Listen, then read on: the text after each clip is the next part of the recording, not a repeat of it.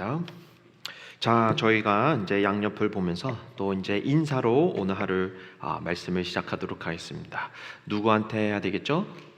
아는 사람 말고 잘 모르는 사람, 옆에 있는 사람 말고 저기 멀리 든 사람 이제 향해서 주님의 이름으로 환영합니다. 이제 인사 부탁드립니다. 주님의 이름으로 환영합니다. 정말 환영하는 거 맞죠? 네, 목소리가 기쁜 마음으로 이제 환영을 해야 하는데 주님의 이름으로 환영합니다. 이러면은 이게 환영인가 아니면은 그냥 시켜서 그리고 누가 하라고 해서 누가 남이 하니까 하는가? 자, 저희들의 신앙도 우리가 볼 때 기쁜 마음으로 주님 앞에 나가야지. 하나님이 시켰으니까, 목사님이 또 권사님이 장로님이 해야 되니까 하니까 하지. 이렇게 누군가에서 끌려다니는 것보다는 내가 주체적으로 우리의 신앙, 이제 어른이잖아요, 그렇죠? 다 큰 성인 또는 믿음의 신앙인으로서 주님 앞에 오늘 이 자리도 우리가 선택해서 주님 앞에 예배드리기 위해서 이 자리에 함께인 것처럼 주님, 제가 이 자리를 통해서 주님 앞에 찬양을 드리고 기도도 드리고 말씀을 정말 선포하고 싶습니다. 단순히 내가 구두로 주님을 환영합니다, 주님의 이름으로 환영합니다를 넘어서 우리가 보이지 않는 언어도 있습니다. 나의 표정과 그리고 나의 손짓과 나의 악수 하나, 이거 하나하나가 주님의 이름으로 환영합니다가 적혀 있습니다. 그래서 우리가 이제 많은 분들을, 새로운 분들을 만날 때 주님의 이름으로 환영합니다가 진심이 담긴 환영이 되기를 소망합니다. 자, 기도로 시작하도록 하겠습니다.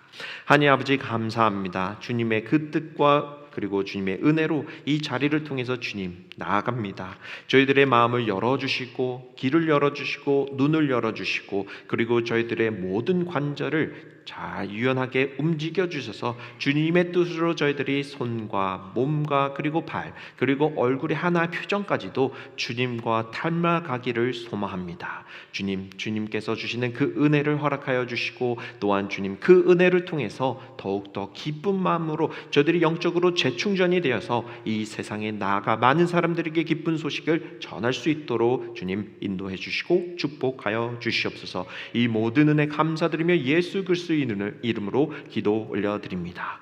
아멘. 오늘의 말씀의 주제는 언제 그 일이 일어나겠습니까? 입니다. 그 일이 언제 이루어지겠습니까? 조금 이제 심오한 말씀을 우리가 더 깊게 들어가기 전에는 이제 예수님께서 왜 성전 파괴에 대해서 또는 종말의 진조에 대해서 우리가 이제 이해하기 위해서 성경을 우리가 읽을 때 그 성경 본문뿐만 아니라 앞과 뒤를 조금 확인할 필요가 있습니다. 왜 어떤 맥락에서 갑자기 하나님께서 성전이 무너진다 또는 이제 멸망한다 이 이야기를 했을까? 우리는 왜? 라는 질문을 가지고 오늘 같은 챕터, 그러니까 누가복음 21장, 저희가 5절부터 읽었지만 1절부터 4절을 조금 더 깊게 본다면 예수님이 왜 이러한 문맥에서 이러한 이야기를 했는지를 조금 감이 오게 됩니다. 자, 누가복음 21장 1절부터 4절입니다. 이 이야기를 들어보면 우리가 이제 과부의 헌금에 대한 이야기가 나옵니다. 이제 여러분 중 이미 교회를 오랫동안 다니신 분은 그 뜻이 또는 그 성경이 가지고 있는 의미를 이미 알고 계신 분도 있습니다. 그러나 이제 다시 한번 제가 이야기를 드리는 것은 교회에 이제 처음 오신 분이나 또는 아직 이제 성경 처음 접하거나 또는 이제 막 신앙을 시작하신 분들을 위해서 잠시 설명을 한 후에 본문 오늘 말씀으로 넘어가도록 하겠습니다. 이제 예수님께서 예루살렘 성전을 방문하십니다. 그리고 그 성전을 찾는 많은 사람들도 분명히 있었습니다. 그리고 이제 예루살렘 성전 앞에는 이제 저기 그림과 같이 헌금함이 있었습니다. 그곳에 이제 많은 사람들이 하나님의 은혜에 대한 감사 그리고 자신의 가장 쉬운 응답이며 또한 하나님 사랑과 그 뜻이 이 땅에서 이루어질 수 있도록 또한 확장될 수 있도록 협력하고자 하는 그 선한 마음으로 이제 그 헌금함에 예물을 넣습니다. 그리고 자신의 감사와 헌신이 또 담겨 있고 그리고 재물이 있는 곳에 마음이 있다고 자신의 마음을 담아서 이렇게 드립니다. 이런 의미 가운데 이제 부자들이 정말 많은 재산을 가져옵니다. 누구와 비교할 수도 없을 정도로 많은 코인을 가져와서 그 안에 이제 넣습니다. 그러면은 저 통 보듯이 금속으로 재질이 되어 있을 수도 있고 뭐 다른 재질일 수 있지만 많은 코인이 이제 들어갈 때 어떠한 소리가 나겠습니까? 찰랑찰랑찰랑 이제 소리가 나겠죠. 마치 이제 뭐 카지노 가면은 이제 잭팟 터듯이 따랑해서 자자자 뭐가 나오잖아요. 그러면은 그런 것처럼 잭팟 터지듯이 돈이 주르르 들어갑니다. 그러면서 이 부자는 자신의 의로움을 조금 더 약간 과장하다면 나는 이만큼 헌금한 사람입니다라는 표현으로 이렇게 또 이렇게 헌금을 합니다. 즉 당당하겠죠. 그리고 그 반면 옆에 있는 이제 가난한 과부는 단돈 이제 두 렙돈 이제이라고 하는데 두 코인을 이제 동전을 이제 드립니다. 자신의 모든 것을 노동자 하루 품삯이 1데나리온인 건 아시죠? 그거의 128분의 1에 해당하는 금액입니다. 물론 이제 얼마나 작은지 알겠지만 이 가난한 여인은 이제 그 두 코인을 가져와서 딸랑 일로 끝납니다. 그럼 많은 사람들이 부자와 그 가난한 과부를 당연히 비교하게 됩니다. 아니 이 사람은 이렇게 많이 내는데 이 여인은 왜 두 코인밖에 못 낼까? 이 금액이 어느 정도인가 제가 한번 오늘 물가로 뉴욕 도시 물가로 한번 환산을 해보았습니다. 저희 이제 뉴욕 도시 이제 물어보니까 구글에 쳐보니까 330불 정도라고 합니다. 1인 하루 노동량 평균이 정말 많죠. 근데 거기에 이제 128분의 1을 이제 하면은 한 동전의 가치는 대략 2.5달러고 두 동전은 당연히 5불 정도 합니다. 그러니까 그 여인은 자신의 5불을 이제 바칩니다. 그리고 예수님께서 이 말씀을 하십니다. 4절에 저들은 그 풍족한 중에서 헌금을 넣었거니와 이 과부는 그 가난한 중에서 자기가 가지고 있는 생활비 전부를 넣느니라 하시니라 라고 말씀하십니다. 자, 이 가난한 과부가 얼마나 가난한지도 모르고 또한 부자가 얼마나 부자인지는 모릅니다. 그러나 우리가 뉴욕 도시를 돌아다니면서 이제 만약에 홈리스라고 생각했을 때 그 5불이라는 가치를 주님 앞에 그리고 그것을 드릴 때 그의 마음이 또는 그녀의 마음이 어떠한지를 한번 상상을 해본다면 그 가치는 자신의 하루의 한 끼가 될 수도 있고 또한 자신의 어떤 일주일에 해당하는 또는 양식이 될 수 있습니다. 과부의 그 생활비 알 수는 없지만 예수님께서는 아셨습니다. 그녀가 자신이 가지고 있는 생활비의 전부를 드렸다는 것. 하나님께 드린 이 헌신은 단순히 그냥 양적인 헌금이 아니라 우리가 알다시피 질적인 삶의 전체의 신뢰의 부분을 이제 주님, 제가 이것이 하루가 될 수도 있고 일주일이 될 수 있는 양식이지만 주님께 드립니다. 주님이 저를 책임져 주십시오. 주님, 제 모든 것을 드리오니 주님, 저의 이 마음을 받아 주십시오. 그녀의 그 마음의 헌신은 부자와 오히려 다릅니다. 우리는 양으로 비교할 수 있겠지만 그녀의 헌신은 어느 것도 비교할 수 없는 그 가치를 지니고 있습니다. 한 달 아니면 하루 그 양식, 기초적인 생활을 하는데 정말 필요한 금액. 구약 성경에서도 이제 창세기를 보면은 가인과 아벨의 제사의 그 모습이 나옵니다. 그 가인과 아벨의 그 제사의 차이가 무엇인 줄 아십니까? 아벨과 그의 제물을 이제 받으시죠, 하나님은. 근데 가인과 그의 제물을 받으시지 않으십니다. 하나님께서 중요하게 보신 것은 그들의 어떤 종류의 헌금 또는 양 또는 제물이 담겨져 있는 그 내용물이 아니라 그거를 드리는 예배자의 마음과 태도, 그리고 하나님을 향한 신실한 자신의 그 신앙, 그리고 방향성, 그리고 주님께 나의 삶을 전체 영적인 생활을 바칩니다. 그 모든 것이 담겨 있기 때문에 가인과 아벨의 그 제물을 누구는 받으시고 받지 않는 상황이 발생합니다. 히브리서 11장 4절에 이렇게 기록합니다. 믿음으로 아벨은 가인보다 나은 제사를 드렸다. 즉 아벨이 가지고 있는 마음의 그 예배는 가인이 가지고 있는 그 마음의 예배보다 더 귀하게 생각하셨다는 하나님을 우리가 기억할 때, 물론 부자도 다른 사람에 비해서 마음이 있을 수 있지만, 그렇지만 과부가 가지고 있던 그 마음은 더없이 가치가 있고, 또한 어떠한 것도 비교할 수 없는 금, 재물, 그것과도 비교할 수 없는 예배자의 모습이었다는 것을 분명히 이 전 구절에서는 설명을 합니다. 자, 이러한 하나님의 그 관점으로 우리가 보았을 때 부자의 드림은 예배자가 되지 못하는 마음일 수도 있고, 또 하나님 앞에서는 조금 짧은 마음일 수도 있습니다. 우리가 이제 예를 들어서 이제 큰 교회 또는 메가처치를 이제 보면서 한번 생각해 보시면은 조금 더 달라집니다. 우리가 생활 속에서 살아가다 보면은 나도 모르게 세속적인 가치와 그리고 인간적인 관점으로 볼 때가 많이 있습니다. 화려한 예배당, 화려한 예배 형식, 그리고 프로그램도 많고 행사도 많고, 그리고 주일학교 선생님도 많고, 그리고 유명한 설교자도 있고, 그리고 훌륭하게 훈련된 찬양팀도 있습니다. 물론 조명 시스템부터 시작해서 음향 시스템 모든 것을 갖추고 있습니다. 저도 교회를 탐방하다 보고 그리고 이제 방문하게 되면 정말 입이 딱 벌어집니다. 와, 이렇게 대단할 수가. 와, 지금 사진 것처럼 이렇게 멋질 수가.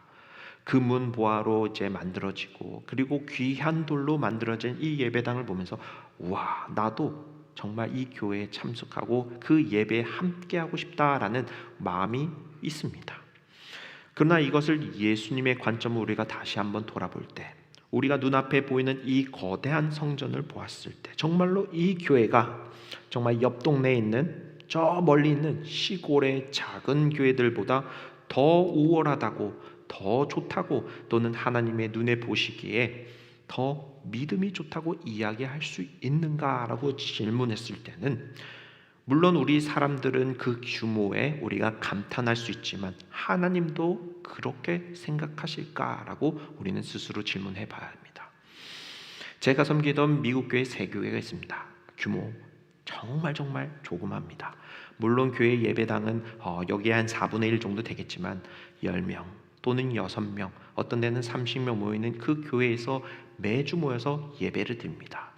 우리 교회뿐만 아니라 다른 큰 메가처치 1,000명, 10,000명, 10만 명이 모이는 교회랑 비교했을 때는 인간적인 눈으로 봤을 때는 당연히 보잘것 없습니다. 이게 정말 예배야라고 어떤 사람이 이야기할 수도 있지만, 과연 하나님이 보시기에 그렇게도 소수고 그리고 보잘것 없다 하더라도 그들이 가지고 있는 그 마음의 예배를 누가 더 좋아하시고, 하나님은 어떤 선호한다는 게 아니라 어떻게 예배를 받아들이실까 한번 하나님의 관점으로 생각해 보시기 바랍니다. 정말 하나님께서도 큰 교회에서만 드리는 예배가 정말 참된 예배라고 하나님께서 선언하실까요? 라고 하면 대부분 아닙니다. 모두 다 예배자의 마음을 보시고 그 마음의 중심 보시고 그 예배자의 예배를 받으신다는 사실을 꼭 기억하시기 바랍니다. 하나님은 아시다시피 이 세상을 창조하시고 그리고 모든 것을 만드신 분입니다.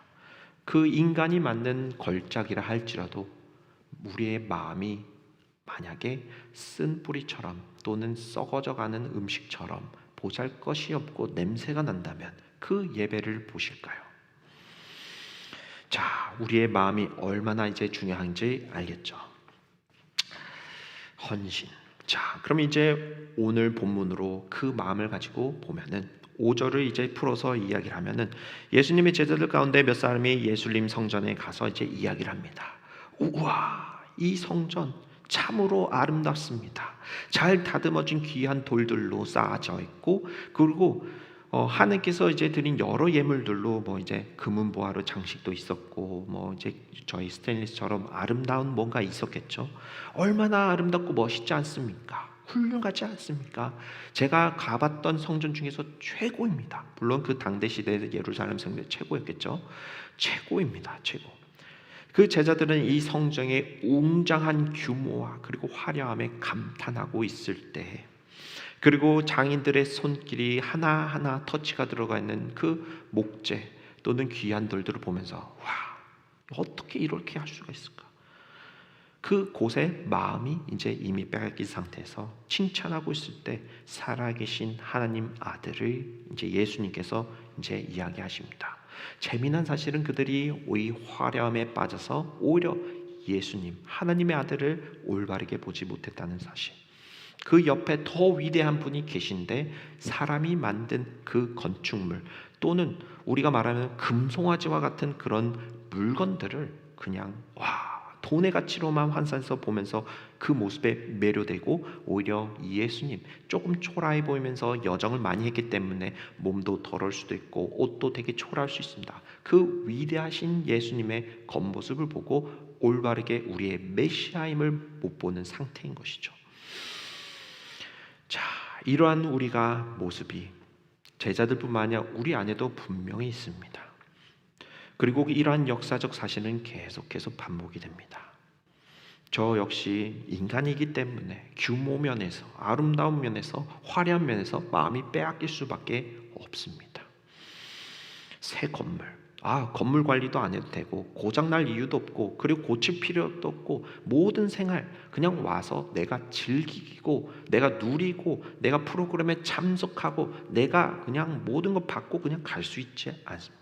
더 웅장한 거, 더 큰 거, 더 좋은 거, 안전한 거 같이 있다고 믿는 그 사회 속에서 살아갈 때 내 마음이 당연히 편하고 자연스럽게 길들여지는 겁니다. 우리들 스마트폰을 우리가 볼 때 지금은 스마트 스크린이 너무 작아서 불평이 많죠. 예전에는 스크린도 없었다는 거 아시죠? 폴더폰 아시죠? 근데 이전에는 또 스마트폰뿐만 아니라 핸드폰도 없던 시절 우리는 살아왔습니다. 점차 화면들은 커지고 자동차도 커지고 우리가 하나의 그거에 만족하지 못하고 조금 더 많은 거, 조금 더 큰 땅, 큰 차, 큰 핸드폰을 원하는 더 좋은 것 기능을 원하는 마음. 한 우리가 세상적 가치관에 따라갔을 때 우리가 만족하지 못하는 그 삶을 살아갔을 때 주님께서는 우리의 마음을 어떻게 보실까요? 우리가 점점 신앙의 눈이 어두워지고 있을 때 주님은 빛과 같이 나타나서 이제 제자들에게 경고합니다. 6절입니다. 너희 보는 이것들이 날이 이르면 돌 하나도 돌 위에 남지 않고 다 무너뜨려지리라. 우리가 보는 것이 완전하고 그리고 오래 갈 것 같고 평생 갈 것 같다고 분명히 그 이스라엘 사람들도 생각했습니다. 아니요, 이렇게 큰 돌들이 어떻게 무너질 수 있겠습니까? 그러나 예수님의 말씀 실제로 이루어집니다. 세월이 지나서 이제 AD, 그러니까 70년경에 이제 한 번 더 무너지고 135년경에 또 예루살렘이 두 번이나 완전히 파괴가 됩니다. 그리고 예수님의 그 예언이 성취가 됩니다. 이것은 이때뿐만 아니라 우리 수요일날 말씀을 나눌 때 포로기 이야기를 나눴죠. 북이스라엘과 남유다 어떻게 멸망했는지 이제 저희가 들었죠. 우리가 정말로 이것은 절대로 무너지지 않을 것 같다라고 생각한 그것들이 결국에는 누군가에 의해서 파괴될 수 있다는 사실을 우리가 기억하면서 과연 우리의 마음도 그런가 한번 되돌아봐야 할 때입니다. 이 성전 정말 웅장하고 한 120년 정도 이렇게 긴 세월을 거쳐왔습니다. 절대로 무너지지 않을 것 같은 이 성전도 과연 그 세월 1000년이라는 세월 앞에서 끄떡 없을까요? 10,000년이라는 세월 안에서 끄떡 없을까요? 이 성전 우리가 아름답고 온전할 것 같다고 하는 그러나 우리 예배자의 마음은 1000년이 흐르든 10,000년이 흐르든 10만 년이 흘러든 이 예배자의 마음은 굳건하고 하나님 앞에 향하는 오직 한 분 하나님을 찬양하겠다는 그 믿음이 더 중요한 걸 아셔야 합니다. 자, 이제 제가 이걸 놓쳤군요. 자, 다른 슬라이드 이제 교회 여러 교회 이제 그 고딕 양식 르네상스 교회 양식. 자, 보면 어떻습니까? 웅장하죠. 자, 그 마을 도시 가운데 조그만 집들 가운데 교회가 이렇게 거대하게 고대 양식으로 서 있습니다. 하나씩 이야기를 하면은 왼쪽부터 이제 시계 방향으로 이렇게 쭉 가겠습니다. 아미엥 대성당, 랭스 노스트레담, 피란체스의 산타 마리아 델 피오레, 그리고 웨스트 민스터 사원. 각 나라마다 또 이 상징적인 교회 또는 건물들이 세워집니다. 13세기부터 16세기 유럽에서 이제 건축의 정점을 찍을 때 많은 사람들이 이제 헌금도 하고 그리고 많은 재능도 기부해서 이게 과연 인간이 만들 수 있는 건물. 제가 이제 간 거는 저 마지막 그 네 번째 사진 안에 이제 보이는 그 영국에 제가 이제 그 감독님이랑 같이 이제 갈 때 봤는데 높이가 너무 높아서 저는 이렇게 생각했어요. 요것도 지금 전등 하나 꺼지면은 가르려면 사다리 올라가면 진짜 위험한 거 아시죠? 근데 저기서 만약에 위에는 전등이 꺼지면 어떻게 올라갈까라는 그 관리부터 생각하게 되더라고요. 그래서 와, 이거 어떻게 지었을까? 어떻게 관리할까? 이 돈 얼마나 들까라는 생각을 저는 이제 실용적으로 생각하게 되는데 이 건물을 보면서 많은 사람들이 경외감을 느끼게 됩니다. 그 경외감이 과연 하나님에 대한 경외감일지 아니면 사람이 만든 그 인공적인 건물의 경외감인지 우리가 그 자리에서 한번 느끼면서 우리가 다시 우리의 마음을 되돌아봐야 됩니다. 과연 저 건물도 100년, 500년, 1000년이라는 세월에서 굳건히 세워질 수 있을까? 물론 몇백 년 오랜 시간 버텨왔습니다.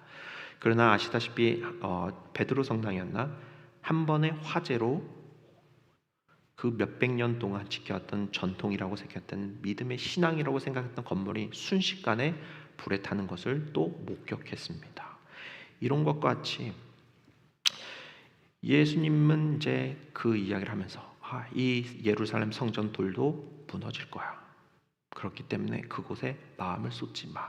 그곳에 너의 하나님을 있는 게 아니라 우리 안에 있는 그 하나님을 믿어야 돼 라고 이야기를 합니다. 그러나 제자들은 이제 자연스럽게 묻고 싶습니다. 그 멸망의 날 또는 그 큰 예루살렘 성전 무너지는 날이 언제입니까? 그 일이 언제 일어나겠습니까? 라고 이제 묻습니다. 왜냐? 그 날을 알면은 조금 더 대비할 수 있고 조금 더 우리가 뭔가 준비를 할 수 있지 않겠습니까? 그 날, 마지막 날이 언제입니까? 물어보지만 사실 우리가 물어봐야 할 핵심은 언제가 아닙니다. 내가 죽을 날이 언제가 아는 것이 중요한 게 아닙니다. 또는 내가 예수님을 만나는 그 날이 언젠가가 중요한 게 아니라 그 날을 위해서 언젠가 올 그 날을 위해서 내가 지금 어떠한 삶을 살아야 합니까? 라는 질문은 우리가 스스로 해야 합니다. 예수님이 오시는 것은 당연하고 확신합니다. 그러나 그 기간 동안 얼마나 남지 모릅니다. 내일이 될 수도 있고 1년이 될 수도 있고 100년이 될 수도 있지만 그 기간 동안 내가 어떠한 마음으로 예배자의 마음으로 준비해야 합니까를 우리가 물어봐야 합니다. 시간을 묻는 그 때를 묻는 신앙은 불완전한 믿음에서 나옵니다. 그리고 우리가 내 지금의 삶을 묻는 신앙은 완전한 순종에서 나온다는 것을 꼭 기억하시기 바랍니다. 예를 들어서 이제 여러분 영화 좋아하시나요? 저는 영화를 좋아해서 많이 봅니다. 어떤 영화를 보냐면 예전엔 재난 영화, 종말 영화 이런 거를 많이 봤어요.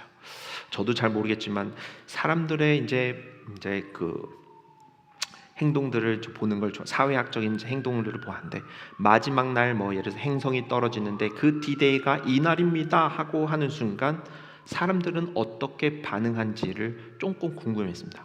그럼 영화에서 보면 어떻게 행동할까요?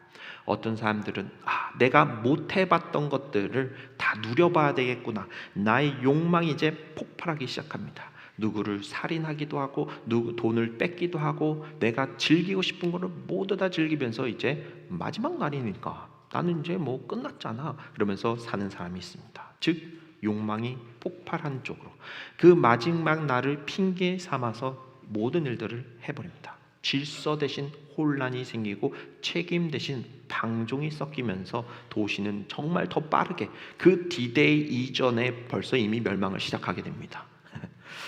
날짜를 아는 것이 사람들을 더욱 지혜롭고 의롭게 만드는 것이 아니라 오히려 우리 내면 깊은 곳에 이게 숨겨져 있던 욕망이 끌어내지고 파괴로 나오는 모습들을 보게 됩니다. 솔직히 이러한 역사 단순히 영화에만 있지 않습니다. 이러한 비극은 실제 역사에도 있습니다. 대표적으로 1970년대 미국에서 짐 존스라는 이제 거짓 지도자가 있었습니다. People's Temple이라는 이제 이단 단체입니다. 자신들은 어떻게 보면 정의로운 공동체고 함께 예배드리고 이제 한데 선택받은 무리라고 하면서 선전하면서 종말의 시대를 이제 가깝다고 이제 이야기를 합니다.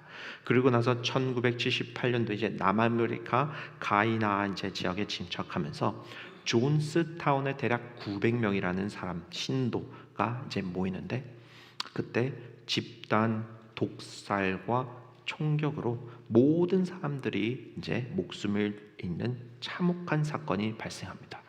여러분 이제 구글 한번 쳐보면은 뉴스에 나옵니다. 자, 저기 왼쪽 위에 사진 보면은 점점점 이제 어디죠? 다 사람입니다. 그게 많은 사람들이 한 잘못된 거짓 선지자, 거짓 지도자들에 의해서 그 많은 사람들이 그냥 집단 학살 같이 그냥 우리 디데이가 마지막 날이가 여기니까 우리 다 같이 독을 먹고 죽자 이러고 다 끝나버립니다. 그래서 이제 사건을 조사하는데 너무 어이가 없는 거예요. 어떻게 이 많은 사람들이 분별하지 못하고 목숨을 끊는 사건이 있을 수 있는가? 이것이 우리가 많은 사람들이 가지고 있는 불안, 그리고 바로 그날이다 또는 이곳이 심판을 피할 수 있는 그곳이다, 유일한 장소다라고 권위를 내세워서 잘못된 믿음이 심어졌을 때는 이러한 참극이 발생하게 됩니다. 종말의 날짜가 중요한 것이 아니라 정말 우리가 진리 위에 서 있는가가 더 중요하다는 사실을 꼭 기억하시기 바랍니다. 어느 누군가가 이 날이 종말의 날이다 라고 말하잖아요. 저는 그러면 이렇게 얘기해요. 또 거짓말하는구나. 우리는 절대 모르는데 왜 그렇게 사는지 모르겠어요. 예언자라고 예언하는데, 자, 마태복음 24장 36절에 분명히 적혀 있습니다. 그 날과 그때는 아무도 모르나니 하늘의 천사들도 아들도 모르고 오직 아버지만 아시느니라고 분명히 못 박아서 말씀하십니다. 즉 몰라요 우리. 그러나 그 모르는 나를 위해서 어떻게 해야 된다? 준비를 하는 것은 똑같습니다. 하나님은 우리를 심판하기 위해서 예수님 독생자를 보내신 게 아니었죠. 우리를 어떻게 용서하시기 위해서, 구원하시기 위해서 예수님이 오셨다는 사실을 꼭 기억하셔야 됩니다. 또 예를 하나 또 드리겠습니다. 이제 여러분 학교에서 공부를 하잖아요. 그러면 우리가 시험이 있다는 것은 알아요. 기말도 있고 중간고사도 있고 알아요. 근데 만약에 시험 날짜를 알게 되는 순간 언제 공부를 시작하죠? 그렇죠. 그 전주 또는 한 달 전부터 이제 막 시험 공부를 합니다. 아닌가? 전날만 하나요? 네. 근데 시험이 딱 끝나면 뭐 합니까? 아무것도 안 해요. 그때는 놀자판이에요. 내가 시험 끝났으니까 끝나다. 그러나 만약 우리가 시험 날짜를 모른다고 생각해 보세요. 물론 불안하겠죠. 언제 공부해야 될지.